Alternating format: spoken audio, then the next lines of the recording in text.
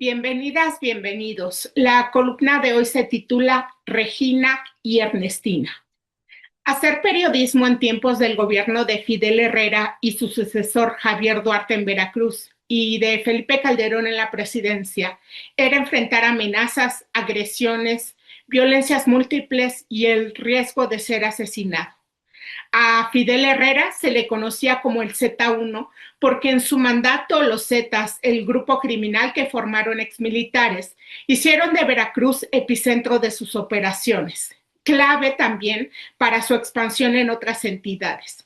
Los despliegues militares que Calderón ordenara como parte de su fallida guerra, carente de toda estrategia, pero que impuso pretendiendo legitimar su gobierno, lejos de desarticular al crimen organizado, lo que provocó fue que se incrementara el poderío de los grupos criminales, también cooptando militares.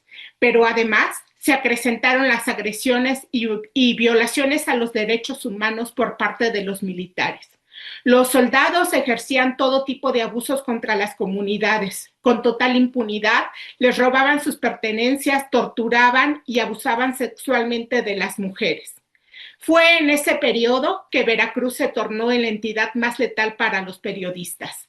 Era ese el contexto en el que la periodista Regina Martínez recorría comunidades para mostrar las condiciones reales en que vivía la población, para evidenciar las injusticias y abusos de las que eran víctimas.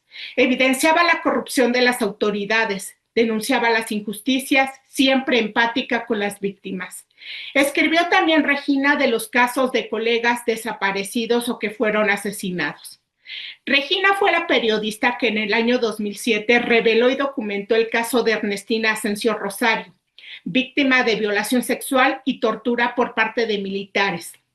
Víctima también de la falta de atención médica oportuna, revictimizada por muchos funcionarios gubernamentales, revictimizada por el entonces presidente. Ernestina Asensio era indígena náhuatl de 73 años de edad, madre de 5 hijos, quien vivía en una comunidad del municipio Soledad Atzompa en la Sierra de Songolica, y quien cada mañana salía de su casa a llevar a pastorear un rebaño de borregos. El domingo 25 de febrero del año 2007 fue golpeada, violada sexualmente y sometida a graves lesiones y ataques por los soldados. En su texto Fueron los soldados, mija, Regina escribió: la indígena náhuatl Marta Inés Asensio encontró a su madre moribunda, con el cráneo y las costillas rotas. Yacía sobre la hojarasca, en un frío paraje de la comunidad de Tlatzinga, sombreado por enormes pinos. ¿Qué tiene, madre? ¿Qué le pasó?, le preguntó angustiada. Y su madre, la anciana Ernestina Asensio Rosario, le respondió con mucho esfuerzo: fueron los soldados, mija. Los soldados me golpearon, me amarraron y me taparon la boca. Traían sus cartucheras repletas de balas. Así comienza el texto en que Regina detalló lo ocurrido. Por años, Regina Martínez dio seguimiento puntual al caso, exponiendo los abusos, maltrato y discriminación del que eran víctimas los hijos de Ernestina en el proceso de denuncia. La respuesta de Calderón fue revictimizante y discriminatoria. Aseguró que la muerte se debió a una gastritis crónica no atendida.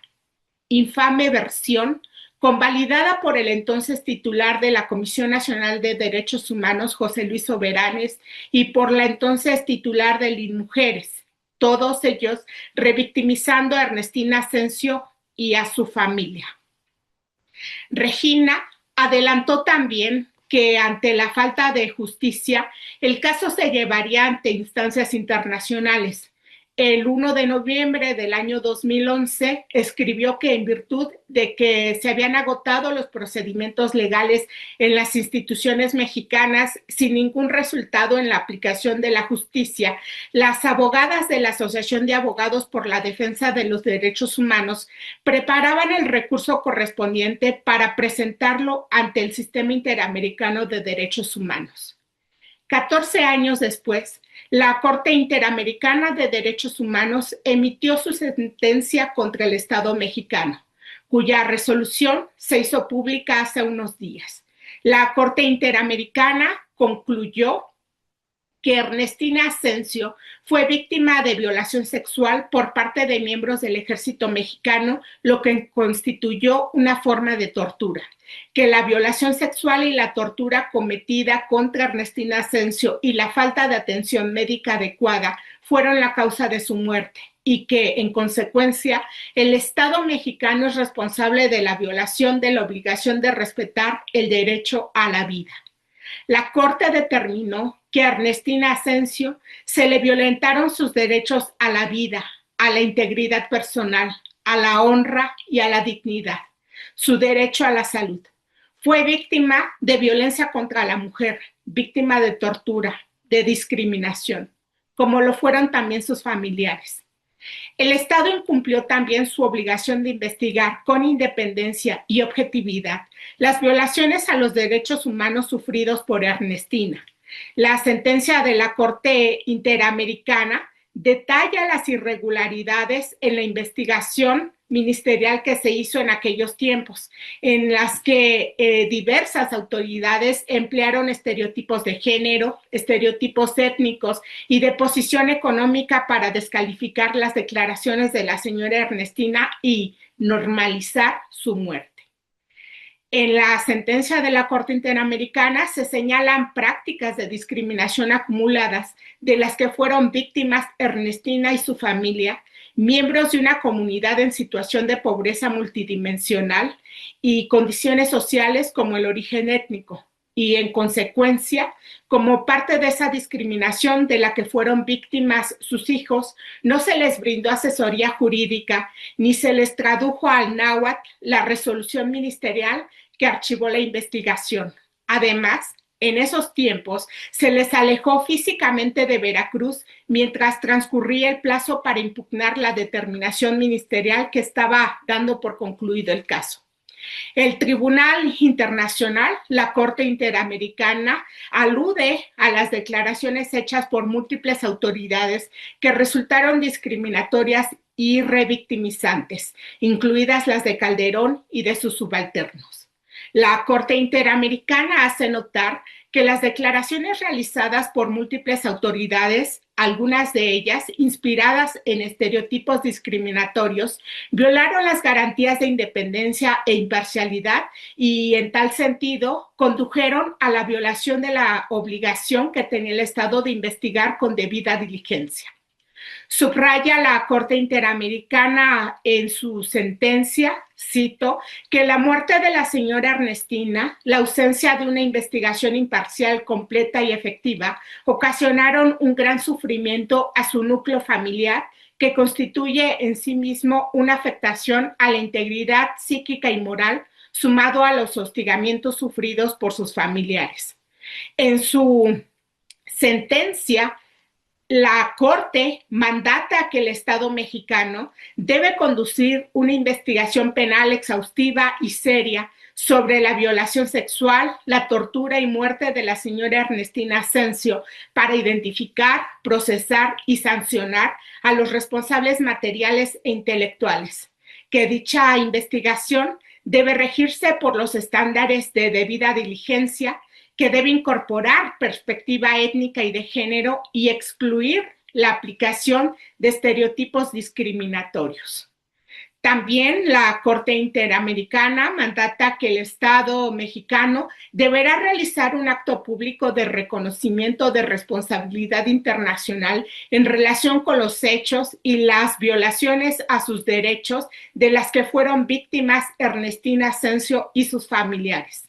Como parte de las medidas reparatorias, el Estado debe brindar atención médica, psicológica o psiquiátrica gratuita, prioritaria, cultural y lingüísticamente adecuada y efectiva a través de instituciones de salud especializada en beneficio de las hijas e hijos de Ernestina Asensio, y también otorgarles becas de estudio.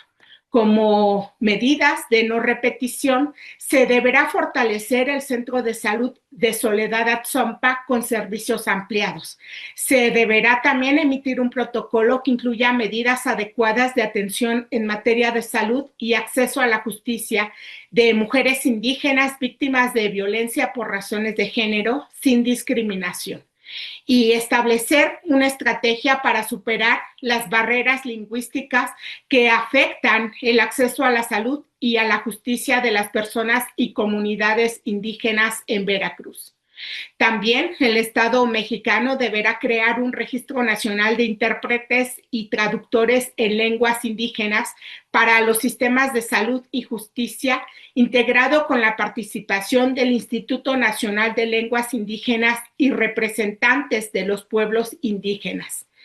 Además, se deberá garantizar que el Hospital Regional de Río Blanco y la Fiscalía de Veracruz cuenten con intérpretes y traductores que faciliten la adecuada atención y acompañamiento a las personas indígenas, entre otras medidas que ha determinado la Corte Interamericana en esta sentencia.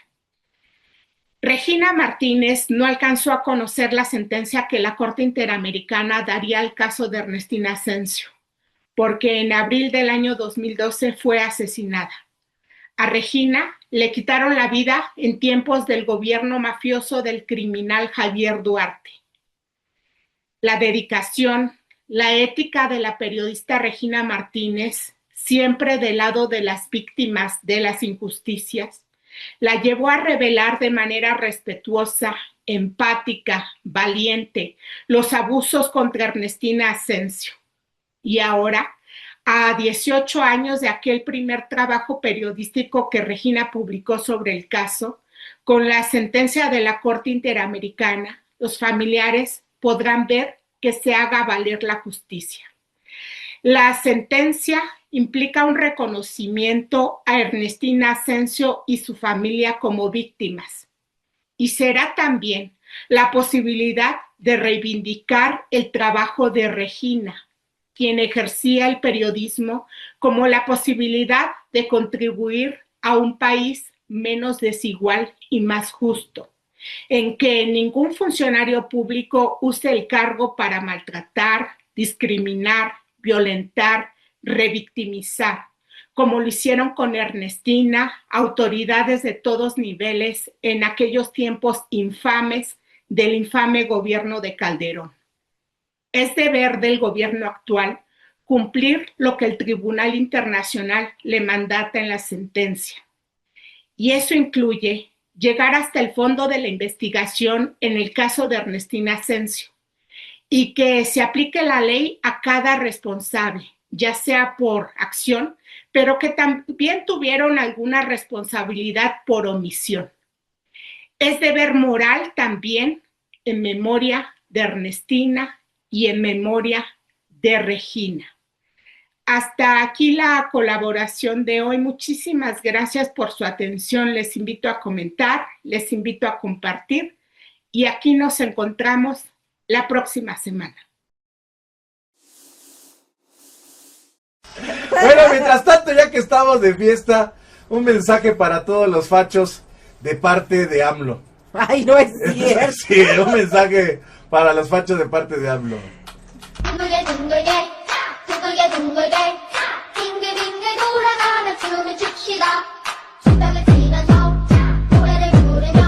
De AMLO. 둥글게 둥글게 빙글빙글 돌아가며 춤을 춥시다.